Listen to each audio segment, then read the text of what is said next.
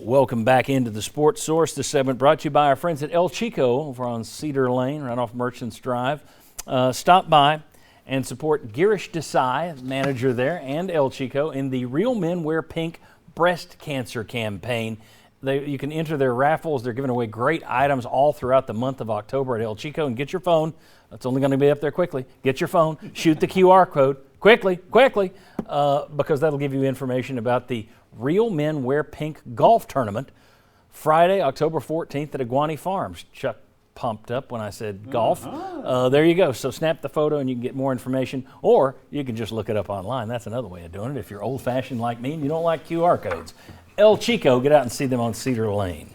All right, last Sunday, Chuck set the line for Tennessee LSU at Tennessee minus 3.5. You guys weren't here, so I'm going to ask you now. Will Overstreet, who you taking? And we did away with the over-under because mainly you, led us all astray doing it too often. Yeah. So Tennessee or LSU with Tennessee minus 3.5? I'm going to take Tennessee in this game just because I believe LSU's offense is only able to score a certain number of points. I don't believe they get into the 30s. I do believe Tennessee has a chance and can get into the 30s against them. All right, Marlon Walls. Tennessee minus 3. Minus 3 if 3.5. 3.5. 3.5. You Minus going? 3. Okay. Oh, that's kind of tough. I'd take the minus 3.5. That half point. Because that quarterback's going to play, and him and the receivers are not on the same page. We get them by 3.5, by 4. We'll take it. Okay, Vince, you were offset, and I could feel you over there shaking your head while the rest of us were over here talking. Your thoughts on Tennessee LSU? Yeah, I see it a little bit different. I would go LSU with those points. And the reason is LSU has come back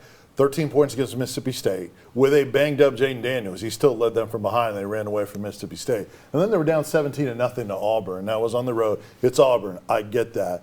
I think it's a tough place to play. Best defensive backs that this Tennessee offense has seen. Best pass rusher in B.J. Ojulari. And look, they find ways to win. I actually do think they're playing hard for Brian Kelly. Now, they got to get a better roster that buys into what he's doing fully. But I do think they're playing hard with those comebacks. So I like LSU. I think a little bit of a down game for Tennessee. They're going to have one every once in a while. We haven't seen it yet, like we were talking about earlier. This might be the one. It seems to me that we're all underestimating LSU. We're talking about them like they're a 2-3 team. They've played a tougher schedule than Tennessee has. I think you could make that case.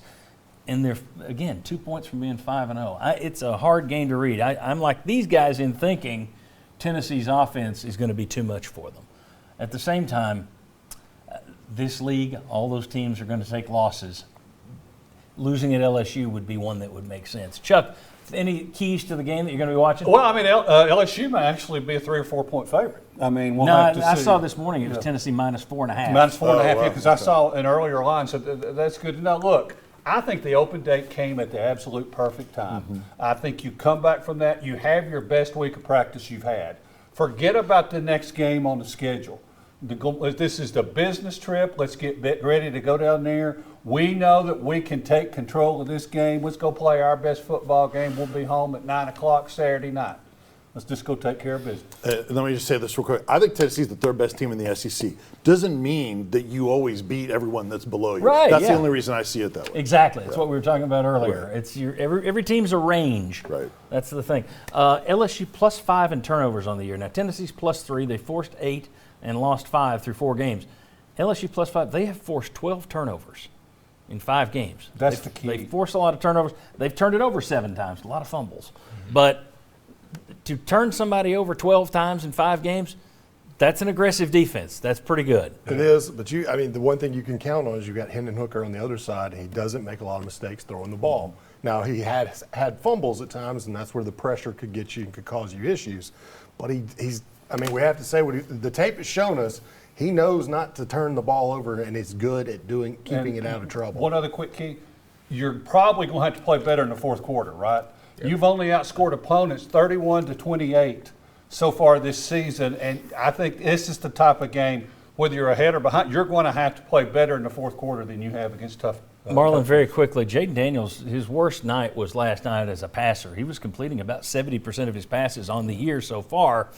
Still not a thrower like Hendon Hooker, but a little bit better passer. 30 seconds. Is this secondary for Tennessee so bad that it can make Jaden Daniels Yeah, if Anthony Dangerous. Richardson can do it, Jaden Daniels can do it. I just like us more in a shootout versus LSU. I take our offense over theirs. And their two leading tacklers were safeties, last I checked. QB runs big in this game. Huge. With Daniels running. Yeah, if Daniels is healthy, and my guess is he will be, but we'll see. All right, Chuck Cavaleris, Vince Ferrara, Marlon Walls, Will Overstreet, thanks to all of you. Thanks to you for watching. We appreciate you joining us every Sunday, and thanks to our sponsors. We'll see you next Sunday right back here for the LSU Postgame Show.